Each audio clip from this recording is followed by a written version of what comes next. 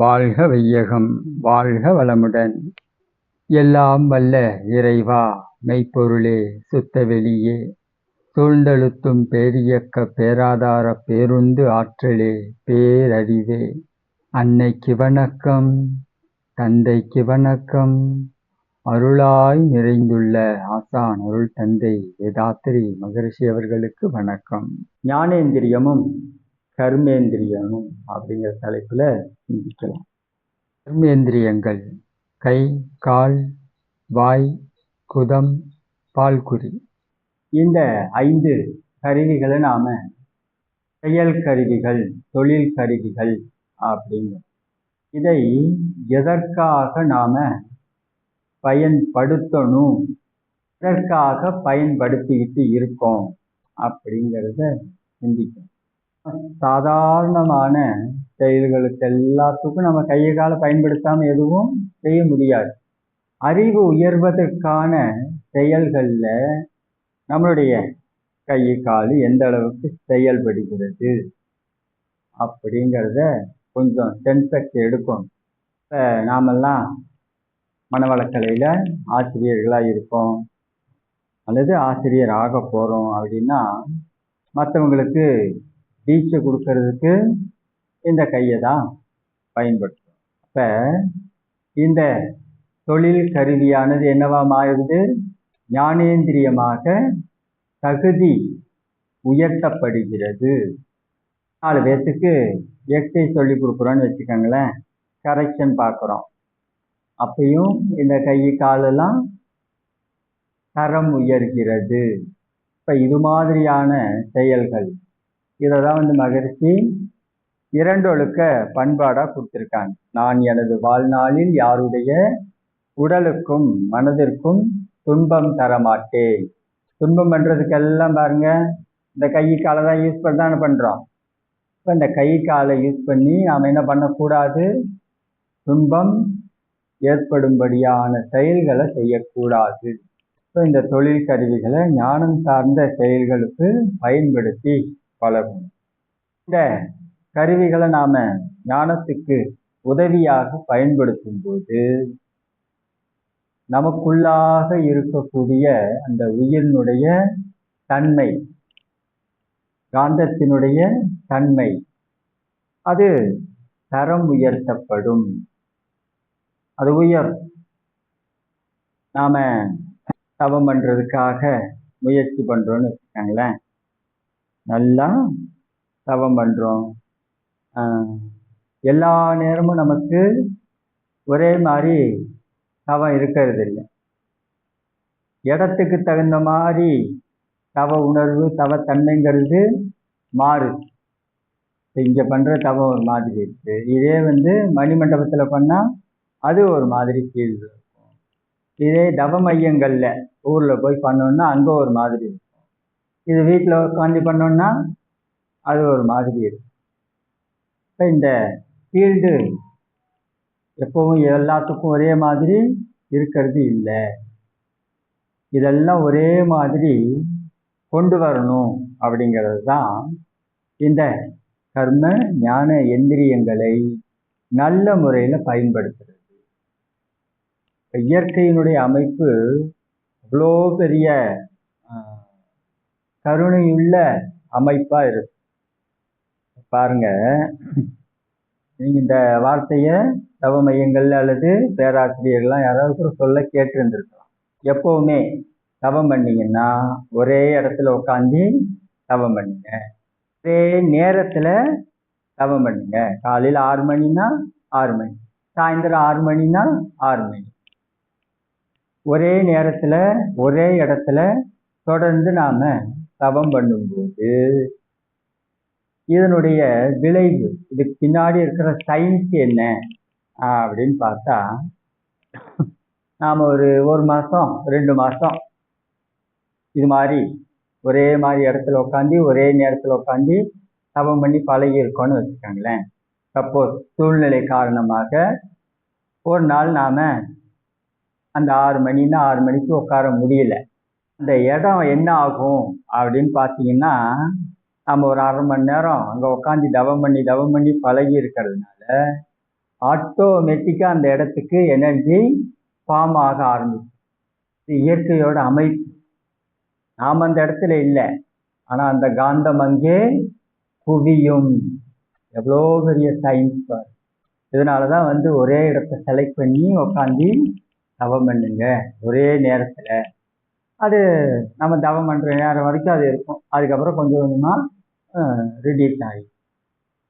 இப்போ இவ்வளோ பெரிய சயின்ஸு நமக்கு உள்ளும் புறமும் இருக்கு. நாம் இதை எந்த அளவுக்கு பயன்படுத்துகிறோம்? இப்போ இதை வெளியில் நடக்குதா? வெளியில் அந்த 6 மணினா 6 மணிக்கு அதே இடத்துல அந்த காந்தம் குவி. அப்போ நம்ம உடம்புக்குள்ளே என்ன நடக்கும்? அதனுடைய கர்த்தாவே நாம தான். இடத்த அந்த தவ ஆற்றலை குவிச்சு குவிச்சு பழக்குனதே நாம தான். இப்போ நம்ம உடம்புல நம்ம உயிரில் என்ன நடக்கும்? அங்கே ஒரு 10% 20% ஆற்றல் குவியுது அப்படின்னா நமக்குள்ளற 50% என்ன பண்ணும்? குவியும். இப்போ இதெல்லாம் நாம் எந்த அளவுக்கு புரிஞ்சு வச்சுருக்கோம், எந்த அளவுக்கு பயன்படுத்திக்கிறோம் அப்படிங்கிறதெல்லாம் நாம் யோசிக்கணும். இது மாதிரியான செயல்கள் எவ்வளவோ இருக்கு நம்மளை சுற்றி. எவ்வளோ விஷயம் இருக்கு. இதெல்லாம் நம்ம நல்ல முறையில் பயன்படுத்தி அந்த காலத்தில் எவ்வளவோ சிரமப்பட்டு தான் குண்டலினி யோக தீட்சை வாங்கிறதுக்கே.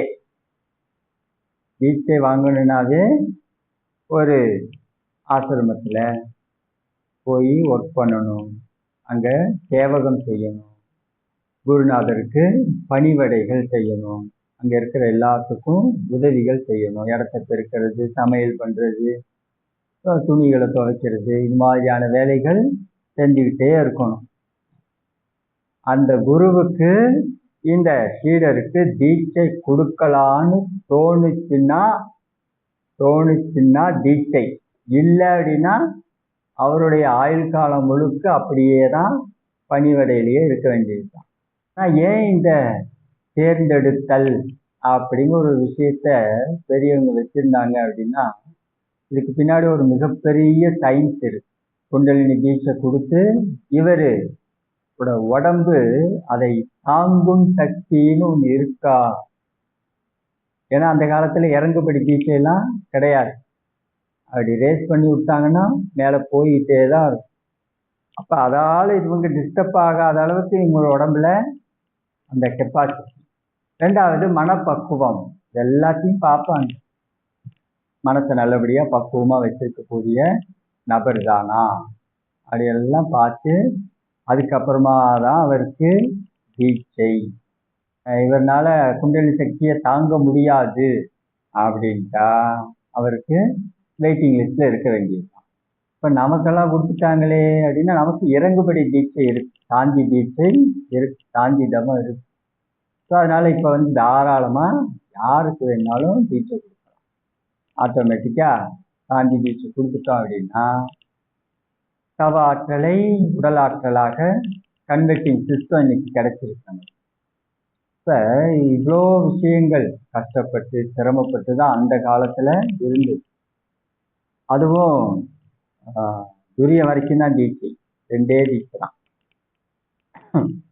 துரியாதீதமெல்லாம் கிடையாது. அது அவர் சாமி சமாதி ஆனதுக்கப்புறம் இவருக்கு பார்த்து கொடுக்கக்கூடிய ஞான தீட்சை, அது மனதின் மூலமாக அவங்க செய்வாங்க. ஸோ அப்போ மகரிஷி பாருங்க, நமக்கு பரிசை தீட்சை, நயன தீட்சை, ஞான தீட்சைன்னு 3 தீட்சையுமே கொடுத்தாங்க.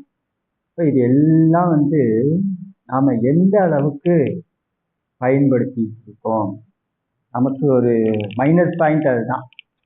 எதுவுமே ஈஸியாக கிடைச்சிருச்சு அப்படின்னா பெருசாக அதெல்லாம் கேர் பண்ணிக்க மாட்டேங்க. அப்படியே மன்றத்துக்கு போனோம், தீட்சை கொடுத்துட்டாங்க, போயிட்டுருக்கு வாழ்க்கை அப்படின்னு போயிட்டு. ஆனால் இது எவ்வளோ பெரிய விஷயம். இந்த சாராம்சத்தை தான் மாற்றி கொடுத்துருக்காங்களே ஒழிய சிஸ்டம் ஒன்று தான், எல்லாத்துக்கும் ஒன்று தான். இப்போ நாமளாக முயற்சி பண்ணி இந்த உயிரை உணரக்கூடிய வாழ்க்கை முறை இதில் நம்மளை ஈடுபடுத்தி எந்த அளவுக்கு ஈடுபடுத்திக்கிறோமோ அந்த அளவுக்கு நம்மளுடைய ஞானேந்திரியங்களும் கர்மேந்திரியங்களும் நமக்கு நல்லபடியாக பயன்படும். நம்ம கையை ஆட்டோமேட்டிக்காக நினைச்சோம் அப்படின்னா கைக்கு ஆற்றல் வருது இல்லையா? நமக்கு தீட்சை கொடுக்கும்போது பிரபஞ்சத்தில் விரிஞ்சு நில்லுங்க, அதுக்கப்புறம் கையின் மீது மனம் செலுத்தி தவம் பண்ணுங்க. இதே பிரியமாக இருந்தால் கண்கள் மேலே தவம் பண்ணுங்க. வாங்க இங்கே வந்து நம்ம இந்த பஞ்சேந்திரிய தவம் நல்லா பண்ணி பண்ணி பழகணும் அப்படின்னா இதுக்கெல்லாம் ஹெல்ப்பாக இருக்கும். இப்போ இந்த ஆற்றல் நினைச்சோன்னு வருது அப்படின்னா அது தயாராக தான் இருக்கு. நாம் எந்த அளவுக்கு தயாராகிட்டு இருக்கோம் அப்படிங்கிறது தான் கொஞ்சம் அங்கங்கே முரண்பாடுகள் வருது. சரி செய்ய முடியாதா அப்படின்னா அப்படிலாம் கிடையாது, எல்லாத்தையும் சரி பண்ணிக்கலாம். இயேசுநாதர் இதைத்தான் அவருடைய கடைசி பதிவாக ஆணி தூக்கி அடித்து சிலுவையை ஏற்றி வச்சிருக்காங்க. அப்போ சொல்றாரு, பரலோகத்தில் இருக்கும் பரமபிதாவே, இவர்கள் இன்னதென்று அறியாமல் செய்து விட்டார்கள், இவர்களை என் பொருட்டு மன்னியும். இவர்கள் இன்னதென்று அறியாமல் செய்து விட்டார்கள். அவங்க பண்றது சரி தப்புன்னே அவங்களுக்கு தெரியல. எனக்காக அவங்கள மன்னிச்சிருங்க அப்படிங்கிறார். யாருக்கிட்ட? இறைநிலைக்கிட்ட. அவன் அதெல்லாம் என்ன சொன்னதுக்காக ஒரு வருஷம் ஒரு மாதம் அப்படின்னு தள்ளி போடலாம். ஆனால் செஞ்ச செயலுக்கு விளைவு வந்தே தீரும். அதுதான் காலம் மாறிச்சு பாருங்க. அதுக்கப்புறம் என் பொருட்டு மன்னியும் சொன்ன அதே விஷயம் கொஞ்ச நாள் கழித்து அவங்களுக்கு நடந்தது. இந்த யூதர் இனத்தை அழித்தே தீருவது அப்படின்னு ஒருத்தர் கிளம்புனார் இல்லையா, ஹிட்லர். கொஞ்ச நாள் கழித்து அது நடந்தது. ஸோ அது மாதிரி இறைவன் எல்லாத்தையும் மன்னிக்கக்கூடிய மனோபாவம் உடையவன் தான். ஆனால் இதை நான் தப்பு பண்ணேன்னு ஒத்துக்கணும் இல்லையா? ஒத்துக்காதவங்களுக்கு மன்னிப்பு கிடையாது. இப்போ இந்திய சட்டமே என்ன சொல்லுது அப்படின்னா, நான் தப்பு பண்ணிட்டேன் அப்படின்னு நீ ஒத்துக்கிறியா, உன்னை மன்னிச்சிடலாம், தண்டனையை குறைச்சிடலாம். இல்லை நீ தப்பு பண்ணலை அப்படின்னு புடுவாதமாக இருக்கியா, சாட்சியோடு கொண்டு வந்து நிரூபித்தா தண்டனை அதிகம் இல்லையா? இதே நீதி தான் அவங்கிட்டையும். இந்த சரணாகதி தத்துவம்னு ஒன்று இருக்கு இல்லையா, அது இதுதான். அதுக்காக எப்போ பார்த்தாலும் போய் அவன்கிட்ட மன்னிப்பு கேட்கக்கூடாது. செய்யறதெல்லாம் செஞ்சுட்டு போய் உடனே என்னை மன்னிச்சிரு ஆளை போட்டாங்க அப்படின்னா, ஐயப்ப மலைக்கு அறிந்தும் அறியாமலும் தெரிந்தும் தெரியாமலும் நான் செய்த சகல பல குற்றங்களையும் மன்னித்து அருள்வாய், 18ஆம் படி மேல் வாரும் இல்லார் வில்லன் வீரமணி கண்டன் அப்படின்னு சொல்லிட்டு ஒரு வசனம் சொல்லிட்டா முடிஞ்சுதா? அப்படி கிடையாது இல்லையா? ஸோ நாம் எதுக்காக மன்னிப்பு கேட்குறோம் அப்படின்னா, மறுபடியும் அதே விஷயத்த பண்ணக்கூடாதுங்கிற மன வைராக்கியத்தோட மன்னிப்பு கேட்கும். அது மாதிரியான மன்னிப்புகள் கண்டிப்பாக மன்னிக்கப்படும். சும்மா போய் வேலையே இல்லை, மற்ற தப்பு பண்ணுறான் வந்து மன்னிப்பு கேட்குறான், தப்பு பண்ணுறான் மறுபடியும் வந்து மன்னிப்பு கேட்குறான் அப்படின்னு அதையெல்லாம் பெருசாக எடுத்துக்க முடியாது. மனமுவந்து மன்னிப்பு கேட்கும். மனமுவந்து மன்னிப்பு கேட்கணும் அப்படின்னா தாராளமாக இறைநிலை நம்மளை மன்னிக்க தயாராக இருக்கு. அதோட நேச்சுரல் குணமே அதுதான், அன்பும் கருணையும். அதை நல்ல முறையில் நாம் இது மாதிரி புரிஞ்சுக்கணும். சரி, தெரியாமல் கோவப்பட்டுட்டேன், பேசிட்டேன், இனிமே நான் பேச மாட்டேன், இனிமே நான் கோவப்பட மாட்டேன். இந்த அற்புதமான உடம்ப இறைவன் கொடுத்துருக்கான். ஞானேந்திரியங்களோடும் கர்மேந்திரியங்களோடும் கொடுத்துருக்கான். இதை நான் முறை தவறி பயன்படுத்தி விட்டேன். இனிமே நான் விழிப்பு நிலையோடு இருந்து அது மாதிரியான காரியங்களுக்கு இனி பயன்படுத்த மாட்டேன் அப்படிங்கிற வைராக்கியத்தோட மன்னிப்பு கேட்டோம்னா மன்னிப்பு உண்டு. சும்மா மறந்துட்டு போய் அவன்கிட்ட மன்னிப்பு நிற்கக்கூடாது. இதில் வித்தியாசமும் இருக்கு. நாம தப்பு பண்ணோம் அப்படின்னா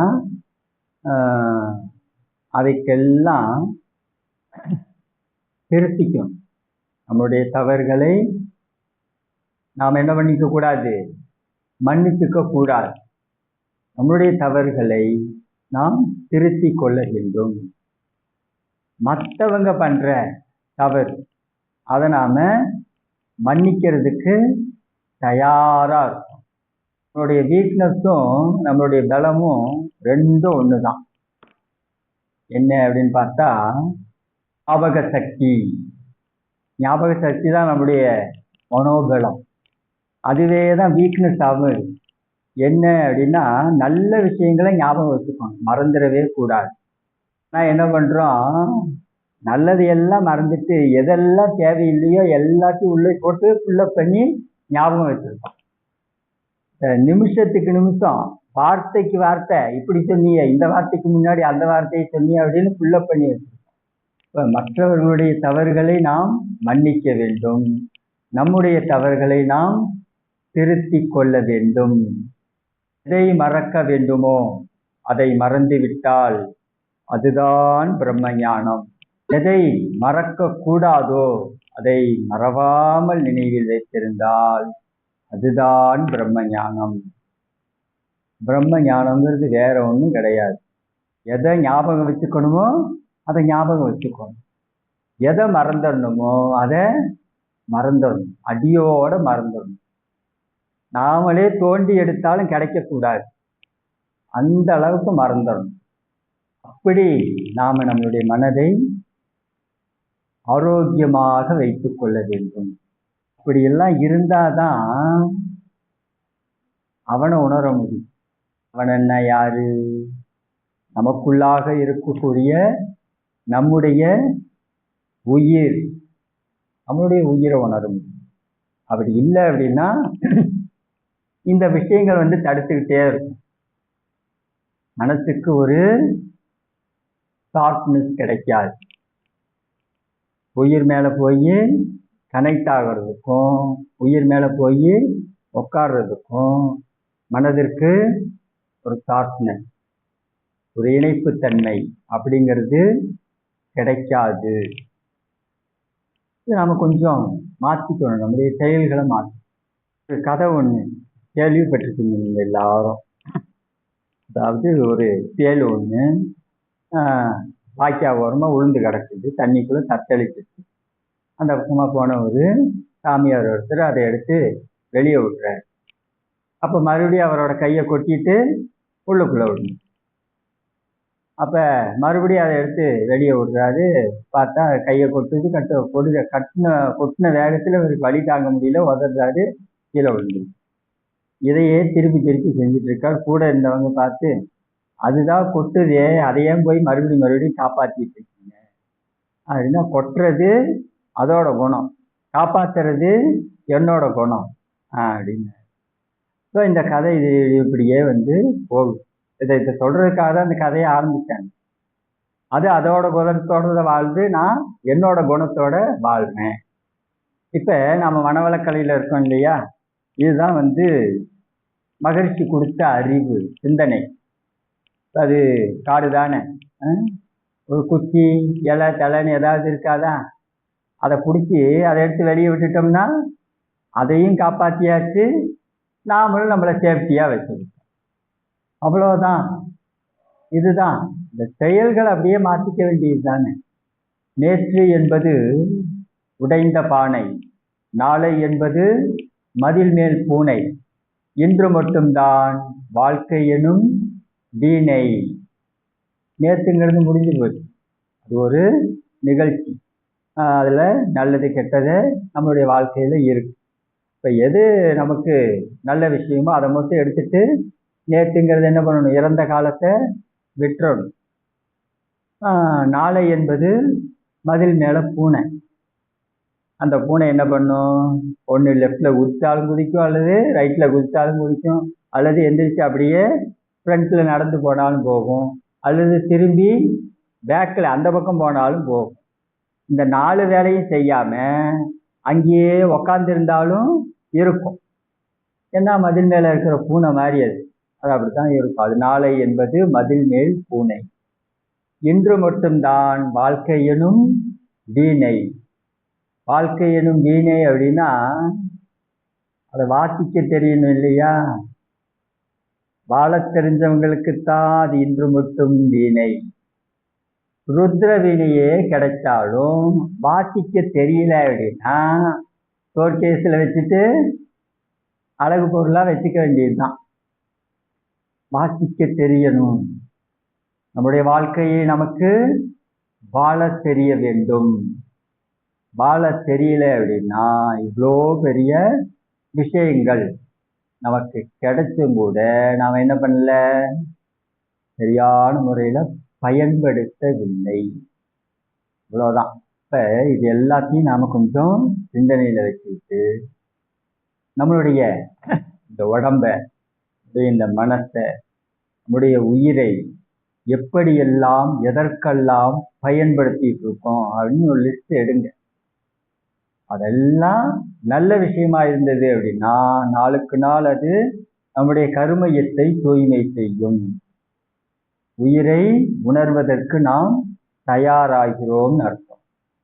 இதில் 2 விஷயம் இருக்கு. ஒன்று, நாளுக்கு நாள் நம்முடைய கருமை தூய்மையாகும், நம்ம அந்த டிராவலில் இருக்கோம். 2வது, இந்த பதிவுகள், இந்த நல்வினை பதிவுகள், இந்த பதிவுகள் அப்படியே எங்கே டிரான்ஸ்ஃபர் ஆக போகுது, நம்மளுடைய அடுத்த ஜென்ரேஷன், அடுத்த சமுதாயத்துக்கு அவர்களுக்கு சொத்தாக அப்படியே நாம் டிரான்ஸ்ஃபர் பண்ணோம். ஸோ நாம் இந்த உடம்பை வச்சுட்டு இறைநிலையை, நம்மளுடைய உயிரை உணரலைன்னா கூட அடுத்த உடம்பை வச்சுட்டு நாம் என்ன பண்ண போகிறோம், உணரத்தான் போகிறோம். அது நம்மளுடைய பையனாக இருக்கலாம், பேரன் பேத்தியாக இருக்கலாம், அவ்வளோதான். இந்த உடம்புல உணர போகிறோம். அப்படி இல்லைன்னா அந்த உடம்பு அடித்து உணரப்போம். ஆனால் உணர்ந்தே தீருவோம் என்பது உறுதி. அதில் எந்த மாற்றமும் கிடையாது. அதற்கான செயல்களை நாம் செஞ்சுக்கிட்டே இருக்கோம். இதை தான் பகவத்கீதையில் செயலை மட்டும் நீ செய், பலனை விளைவை என்னிடம் விட்டுவிடு, விளைவை பற்றி நீ யோசிக்காத அப்படின்னா. ஸோ அது பக்தி மார்க்கம், அதோட அது முடிஞ்சிடும். ஆனால் நாம் இப்போ அதெல்லாம் ஏன், எதுக்கு, எதனாலன்னு யோசிக்கணும், சிந்திக்கணும். ஸோ எல்லாத்துக்கும் மகிழ்ச்சி விளக்கங்கள் கொடுத்துட்டாங்க. ஏன்னா விளைவு அப்படிங்கிறது ஒரே ஒரு செயலை மட்டுமே வச்சு வர்றது இல்லை. அது பல விஷயங்களை எடுத்து நம்மளுடைய சஞ்சீத கர்மம் இருக்கு, பிராதாத்த கர்மம் இருக்கு, 2வது அப்பப்போ வேற இந்த ஆகாமிய கர்மம் வேற. இதெல்லாம் ஒன்று குழப்பிதான் ஒரு விளைவை கொண்டு வந்து அவன் எடுத்துறான். அப்படிங்கும்போது நாம் ஒன்றே ஒன்று வேலையை செஞ்சுட்டு அது இதைத்தான் பண்ணிட்டு இருக்கோம். ஒரு மண்ணுக்குள்ளார ஒரு விதையை விதைச்சிட்டோம் அப்படின்னா அது முளைக்குங்கிற நம்பிக்கையோட தண்ணியை ஊற்றி உரத்த போடணும். இன்னைக்கு முளைக்குதா அப்படின்னு அதை தோண்டி எடுத்து பார்க்கறது, முளைக்கலையே மறுபடியும் தூக்கி போட்டு மூடுறது, மறுபடியும் அடுத்த நாள் தோண்டி எடுத்து பார்க்கறது, என்ன முளைக்க மாட்டேங்குது. என்னைக்காவது அது முளைக்குமா? ஒரு நாள் அது முளைக்க போகிறது கிடையாது. விடணும் இல்லையா, முளைக்கிறதுக்கு விடணும். இப்போ இது மாதிரியான செயல்கள் ஏதாவது நம்மள்கிட்ட இருந்துச்சு அப்படின்னா இதுக்கு பேர் என்னன்னு கேட்டால் அவநம்பிக்கை. முழுசா நம்பிக்கை இருந்ததுன்னா அதை எடுத்து தோண்டி பார்ப்போமா? அப்போ அறகுறையான நம்பிக்கை. அது இருக்கக்கூடாது. அது இருக்கக்கூடாது. ஸோ அதனால இதெல்லாம் வந்து நாம சிந்தனைக்கு எடுத்துக்கிட்டு நம்மளுடைய வாழ்க்கையை நாம நிறைவா வாழும். ஒன்று நாமே அதை பலனை அனுபவிக்க போகிறோம், அல்லது நம்மளுடைய ஜென்ரேஷனுக்கு போகும். ஸோ அவங்களுடைய சிறப்பான வாழ்க்கைக்கு நாம் எடுத்து வைக்கிற முதல் அடின்னு வச்சுக்கோமே. நாம் யூடர்ன் பண்ணி கொடுத்துட்டோம் அப்படின்னா அவங்க போயிடுவாங்க. இப்போ நாமளே யூடர்ன் பண்ணுறதுக்கு திணறோன்னு வச்சுக்கோங்க. ஃபியூச்சர், எதிர்காலம், இன்னைக்கு பார்த்தா இருக்கிற டெக்னாலஜி, இருக்கிற வசதி வாய்ப்புகள் எல்லாமே இருக்கு. இன்னைக்கு உலகமே ஒரு தனி மனிதனுடைய கைகளில் இருக்கு. அப்போ வாழ்க்கை சூழ்நிலைகள் எப்படியெல்லாம் மாறி போச்சுங்க. ஆதி காலத்தில் தப்பு பண்ணுறதுக்கு பெருசாக வாய்ப்பெல்லாம் இல்லை. அதனால எல்லாரும் அமைதியாக அங்கங்கே வாழ்ந்துட்டு இருந்தோம். ஆனால் இன்னைக்கு அப்படி இல்லை. ஒரு அடிக்கு ஒரு வாய்ப்பு இருக்கிற ஸ்கொயர் பிட் எல்லாத்துலேயும் வாய்ப்பு இருக்கு. எல்லாத்துலேயும் சமமாக இருக்கு. நல்லதுனாலும் சரி, கெட்டதுனாலும் சரி, எல்லாத்துக்கும் வாய்ப்பு சமமாக வழங்கப்பட்டு விட்டது. இப்போ இதில் வந்து அவங்கவுங்கள காப்பாற்றி கொள்ள வேண்டும். ஸோ ஃப்யூச்சரில் நம்மளுடைய அடுத்த குழந்தைங்க எப்படி வாழ போகிறாங்க அப்படின்னு நினைக்கும்போது கொஞ்சம் அப்படிதான் இருக்கு. அப்போ நம்மளுடைய கருமையத்தில் நாம் சேர்க்க வேண்டிய விஷயங்களை கொண்டு போய் சேர்த்துட்டோம் அப்படின்னா அவங்க தடம் மாறாமல் வாழ்கிறதுக்கு உண்டான விஷயங்கள் வந்து அதை நாம் செய்யணும். மனவளக்கலை பயிற்சிகள் மூலமாக ஒழுங்குபடுத்தி கொண்டு நாமும் நம் குடும்பமும் வளமும் நலமும் காண்போம் என்று கூறி இந்த சிந்தனையை நிறைவு செய்து கொள்வோம். வாழ்க வளமுடன். இந்த சிந்தனை உங்களுக்கு பிடிச்சிருந்ததுன்னா நம்முடைய யூடியூப் சேனலை சப்ஸ்கிரைப் பண்ணிக்கோங்க. தெரிந்த அன்பர்களுக்கு ஷேர் பண்ணுங்க. இந்த சிந்தனை பற்றிய கருத்துக்கள் வரவேற்கப்படுகின்றன. நன்றி. வாழ்க வளமுடன்.